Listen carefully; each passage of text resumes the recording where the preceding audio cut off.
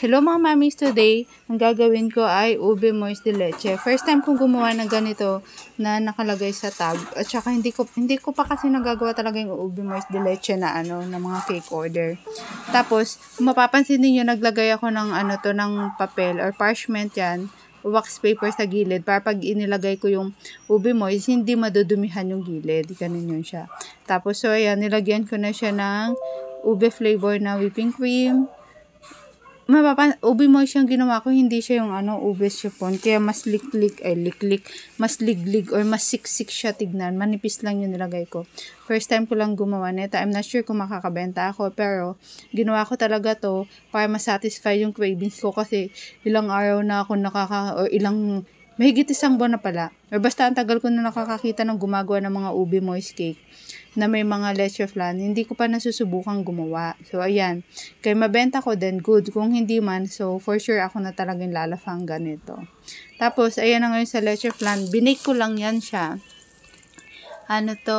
So, kapag gumagawa nga pala ako ng ganyan, kung ilang yield siya. Basta ko ilang piraso yung ginagawa ko, hinahati-hati ko din siya. Tapos, nagtitira lang ako ng onte pang taste test ko. Yan. So, sakto yan siya. 12 lahat yung nagawa ko ng ganyan. Hindi ko sinasama yung yung syrup niya kay sobrang tamis niya na. At saka maglilik kasi masyado yung liquid niya. So, ayan lang, ganyan lang. Inaayos ko pa din yung pagkakalagay ko ng leche flan para maganda siya tignan. 12 pieces yata yan na kada isang tab yung leche flan na yan, di ba? Ganda siya tignan. Minsan maganda yung may presentation ka pa din kahit na ganyan lang siya ng mga cake na nasa tab. Tapos yan, konti lang yung nilagay ko na na yema, caramel.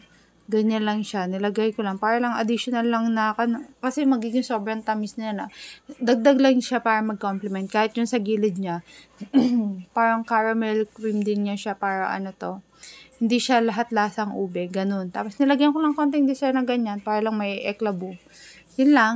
So, ito na yung outcome niya. Sana mabenta ko. So, yun lang mga mamis. Salamat sa inyong mga nang takam sa akin na ganito dahil dyan napagawa ako neto. Ayun lang mga mamis. Ciao.